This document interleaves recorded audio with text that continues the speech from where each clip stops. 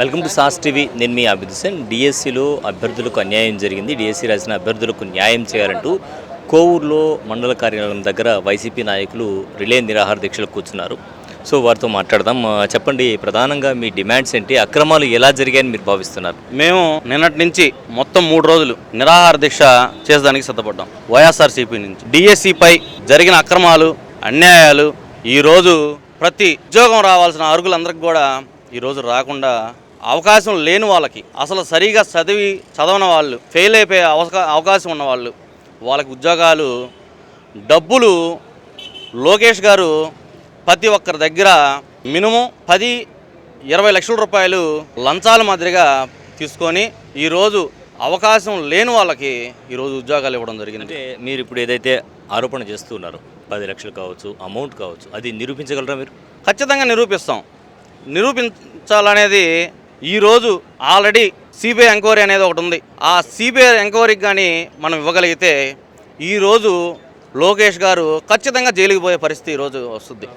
ఈరోజు అధికారంలో ఉండొచ్చు, రాబోయే కాలంలో ఖచ్చితంగా మేము వస్తాం, సిబిఐ ఎంక్వైరీ మేము కూడా వేపిస్తాం.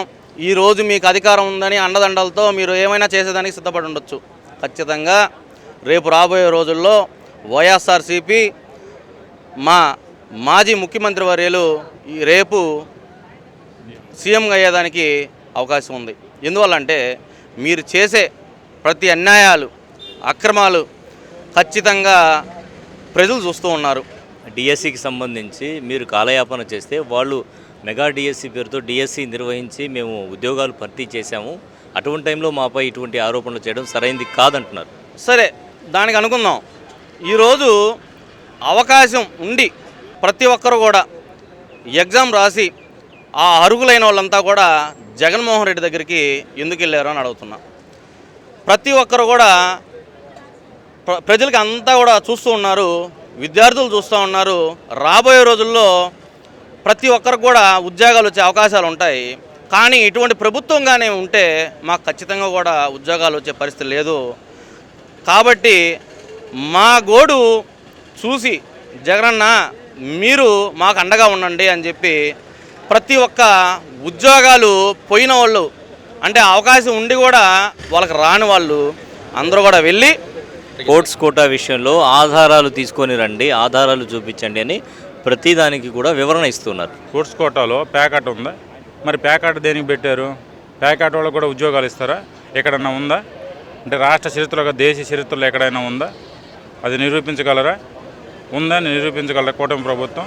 ఇప్పుడు ఈరోజు డిఎస్సి అక్రమాలు లేదు అంటున్నారు కదా. మీరు డిఎస్సి అక్రమాలు లేకపోతే సిబిఐ ఎంక్వైరీ వేయించండి. మీరు అధికారులు ఉన్నారు కదా, మీదే కదా అధికారం, మీదే స్వయంగా వేయించమంటున్నాం కదా. దానికి మీరు ముందుకు రండి, ఇబ్బంది ఏముంది? ఇప్పుడు అధికారంలో వాళ్ళే ఉన్నారు సార్, వాళ్ళు సిబిఐ వేయించుకోమని చెప్తున్నాం. మేము అడుగుతున్నాం కదా, డిఎస్సి అక్రమాలు లేవు, సిబిఐ వేయించండి, సిబిఐ ఎంక్వైరీ వేయించండి. మీ అధికారంలో మీరు ఉన్నారు, చేయించండి. ఇది తప్పు ఉంది లేదు నిరూపిస్తండి అడుగుతున్నాం కదా. ఇంకోటి అంటున్నారు, ఇప్పుడు నీట్ ఎగ్జామ్ వాయిదా పడింది. దేనివల్ల వాయిదా పడింది? పేపర్ లీక్ వల్లే కదా. మీకు తెలుసు, మీడియా మిత్రులు కూడా తెలుసు ఎందువల్ల లీక్ అయింది. విద్యా సంస్థ ఎంత ఇబ్బంది పడిపోయింది. ఇప్పుడు వాయిదా పడింది. కొందరు మంచి మార్కులు తెచ్చుకొని వాళ్ళు రాసి ఉంటారు. ఇప్పుడు మళ్ళీ ఎగ్జామ్ పెట్టారు, గందరగోళం అయిపోయా.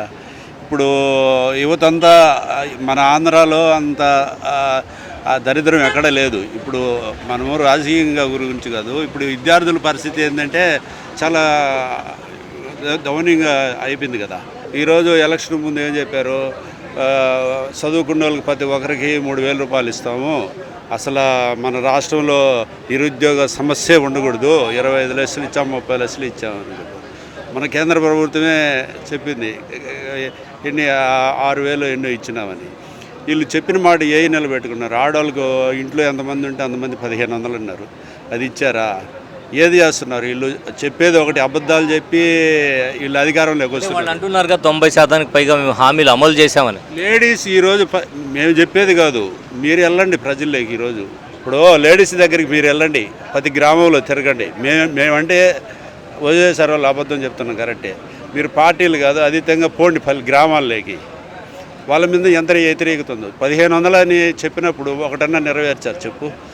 ఇప్పుడు ఇవ్వాల్సింది ఎత్తుకొమ్మ వాళ్ళకి వీళ్ళకి కాదు. ఇప్పుడు నిరుద్యోగం ఉన్నారు వాళ్ళు, పాపం ఏది ఇబ్బందుల్లో ఉన్నారు, వాళ్ళకి ఇవ్వాలి కదా. ఆడవాళ్ళకి ఏదో ఆ రోజు మహిళలు మీకు బంగారు తల్లులు అని ఓటు వేయించుకున్నారు. ఈ రోజు బంగారు తల్లుకి మీకు నలుగురుంటే 1500 అందరికి ఎంతమంది ఉంటే అంతమందికి వేస్తాము. ఒకటన్నా వేశారు ఈరోజు చెప్పు. ఇప్పుడు అన్ని కాపీలు కొట్టి జగన్మోహన్ రెడ్డి చేసినట్టు అయ్యో రెండు కూడా చేయలే. ఇప్పుడు పొదుపు సంఘాలకు ఉన్నారు, వాళ్ళకి ఏమన్నా చేశారా? ఏం చేశారు? ఈరోజు హాస్పిటల్ ఉన్నాయి. ఇప్పుడు అది 10 మందికి ఉపయోగపడేది. ఈరోజు గవర్నమెంట్ హాస్పిటల్ జగన్మోహన్ రెడ్డి ఉండగా బ్రహ్మాండంగా చేశాడు. ఏది గవర్నమెంట్ హాస్పిటల్లో ఏది ఆరోగ్యశ్రీ కానీ అవన్నీ ఈరోజు అవి కూడా ఇచ్చేదానికి దిక్కులేదు. స్కూళ్ళు బ్రహ్మాండంగా చేశారు. ఆ రోజు వీళ్ళు ఏమి అభివృద్ధి చేశారు? మేము అభివృద్ధి చేసిన నీళ్ళు కాడ చెప్పుకుంటున్నాడు. ఒక జగన్మోహన్ రెడ్డి చేసిన అభివృద్ధి ఎవరు చేశారు? మన కోవూరు ఎత్తుకు అభివృద్ధి కాలేదా?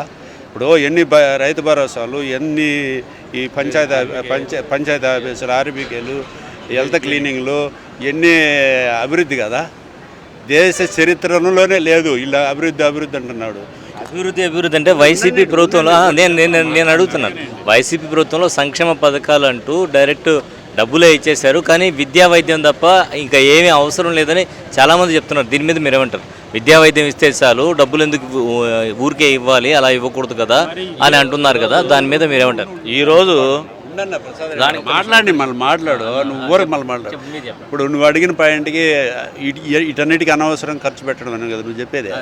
ఇప్పుడు అనవసరం ఖర్చు నేను చెప్పేది కాదు, డైరెక్ట్గా మాజీ ఉపరాష్ట్రపతి వెంకయ్యనాయుడు గారు ఎన్నో మీటింగ్ సందర్భాల్లో చెప్పినారు. ఇప్పుడు ఈ బస్సులు అనేటివి వేశాడు. ఇవన్నీ వాళ్ళు చేసేటివే కదా.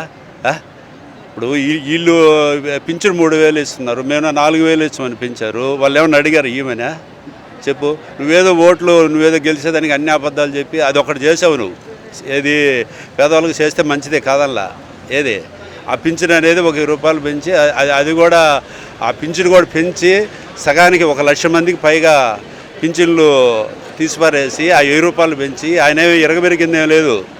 పింఛన్లు 1000 రూపాయలు పెంచిందని ఎరగబెరికిందేం లేదు. చాలామందికి పింఛన్లు తీసేసి ఈరోజు ఇప్పుడు 2 సంవత్సరాలు వెళ్ళిపోయి 3 సంవత్సరాలు జరుగుతుంది. కనీసం కొత్త పింఛన్లు ఏమన్నా ఇప్పుడు ఇచ్చారా ఎవరికన్నా? ఇప్పుడు 55 ఏళ్ళు వస్తే పింఛన్లు ఇస్తామని వాళ్ళకి ఏమన్నా ఇచ్చారా? సరే ఏ చేశారో నిలబడి చెప్పను వాళ్ళు కొత్తగా పని. మేమే అబద్ధాలు చెప్పడం లేదు, ఉండే వాస్తవాలు అడుగుతున్నావు. వాళ్ళు చేసింది ఏంది? అబద్ధాలు చెప్పి రావాల్సిందే కానీ వాళ్ళు చేసేదైతే గవర్నమెంట్ కాడ ఏమి లేదు, ఖజానా లేదు. ఖజానా లేనప్పుడు నువ్వు ఎందుకు చెప్పుకోవడం? నేను అది ఇస్తాను ఇది ఇస్తాను. ఇప్పుడు నీ కాడ ఖజానా లేదు, ఇచ్చేదానికి డబ్బులు లేదు.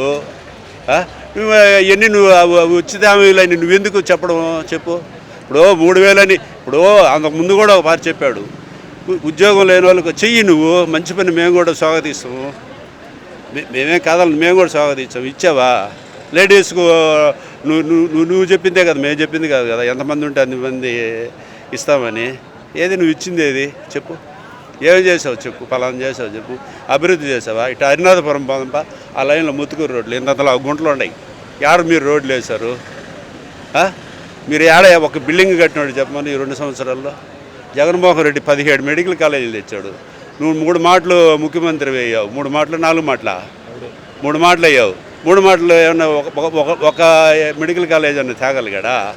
ఒక రైతు భరోసా కట్టాడా? ఒక పంచాయతీ ఆఫీస్ కట్టాడా? ఒక హెల్త్ క్లీనింగ్ కట్టాడా?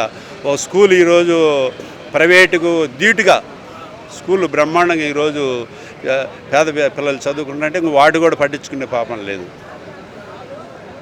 దాంట్లో ఇవి అబ్బా కొడుకు ఫోటోలు దిగారు. ఏది జగన్మోహన్ రెడ్డిని కట్టి ఇచ్చిన స్కూల్లో ఇవి ఒక ఆకులు అన్నం పెట్టుకొని వాళ్ళు చేసినట్టు.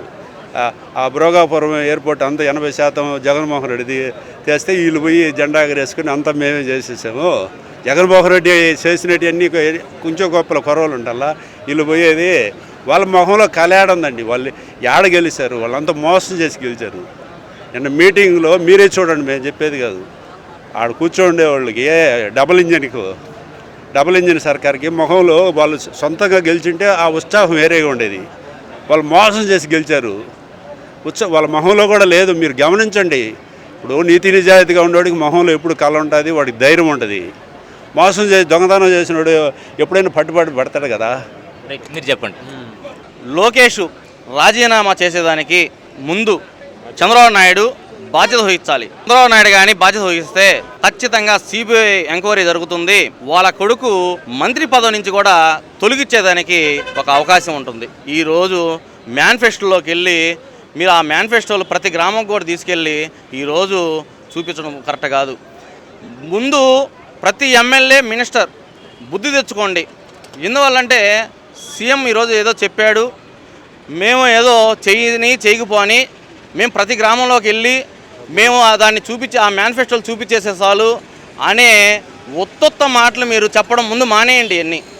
ఎందుకంటే మీరు చేయని పనులు ఒక పేపర్ తీసుకొని వెళ్ళి ప్రతి ఒక్కరికి ఇవ్వాలన్నా కానీ మీకు ధైర్యం సరిపోక ఏ గ్రామంలో కానీ ఏ టౌన్లోకి పోయినా కానీ 2-3 ఇళ్ళకి ఇచ్చేసి మీరు వెంటనే వెళ్ళిపోతే అక్కడ ఉన్న నాయకులు చిన్న చిన్న నాయకులంతా కూడా పాపం వాళ్ళు ఇబ్బంది పడుతూ వాళ్ళు ఇది చేస్తూ ఉన్నారు.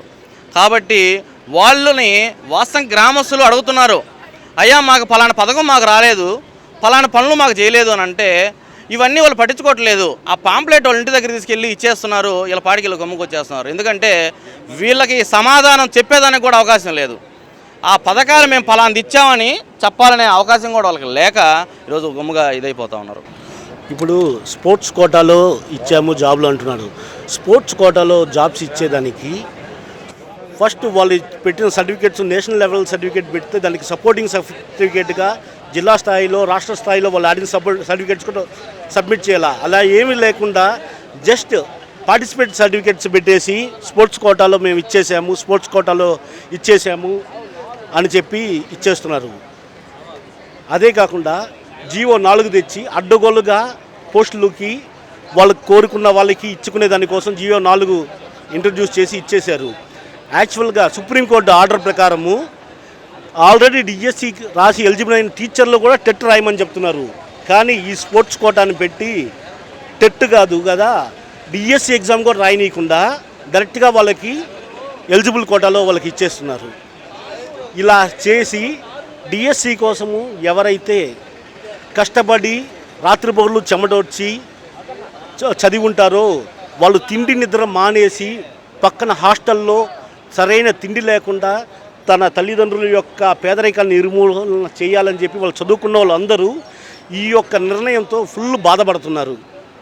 ఎందుకంటే వాళ్ళు డిఎస్సి మీద ఆశపట్టుకొని కొన్ని సంవత్సరాలుగా 2-3 సంవత్సరాలుగా కోచింగ్ కంటిన్యూగా తీసుకొని వాళ్ళకి డబ్బు లేకున్నా కానీ పేదలు అప్పు సప్పు చేసి మా అబ్బాయి చదువుకొని ఒక జాబ్ తెచ్చుకుంటే ఏదైనా మా భవిష్యత్తు బాగుంటుంది, అతని భవిష్యత్తు బాగుంటుంది అని చెప్పేసి యువకులంతా ఇచ్చేసుకుంటే దాన్ని వీళ్ళు తుంగలో తొక్కేసి వాళ్ళు ఇష్టారాజ్యంగా డిఎస్టీ పోస్ట్ నియామకాలు ఇచ్చేశారు. రాష్ట్రం కానీ దేశ భవిష్యత్తు విద్యార్థులు యువతులే, వాళ్ళని మనము కాపాడుకోగలిగితేనే మన దేశం అభివృద్ధి చెందుద్ది. కాబట్టి ఫీజు రీఎంబర్స్మెంటు మరియు ఈ డిఎస్సి ఇది ఇలాంటి అక్రమాలు ఇప్పుడు ప్రశ్నించకుంటే రేపు రాబోయే రిక్రూట్మెంట్లు అన్నీ కూడా ఇలాంటి యొక్క సిచ్యువేషన్నే ఎదుర్కోవాల్సి వస్తుంది. ఆ రోజు మనం ఏమి మాట్లాడలేము. ఫస్ట్లోనే ఏదైనా కానీ మొక్కలోనే వాటిని చుంచేయాలి. కాబట్టే రిలే నిరాహార దీక్ష చేసి మేము ప్రభుత్వానికి మా నిరసన తెలియజేస్తున్నాము. డిఎస్సి 2025లో జరిగిన అక్రమాలపై విచారణ జరిపించాలి, సిబిఐ చేత విచారణ జరిపించాలి. అలాగే ఏదైతే హామీలు ఇచ్చిందో ఎన్నికలకు ముందు తెలుగుదేశం ప్రభుత్వం ఆ హామీలు ఇంతవరకు నెరవేర్చలేదు. ఆ హామీలన్నీ నెరవేర్చాలి, విద్యార్థులకు ఫీజు రీఎంబర్స్మెంట్ చెల్లించాలని ఇక్కడ నెల్లూరు జిల్లా కోవూరులో వైసీపీ ఆధ్వర్యంలో రిలే నిరాహార దీక్షలు జరుగుతున్నాయి. కెమెరామెన్ మహేష్తో హుసేన్, సాస్ టీవీ, నెల్లూరు.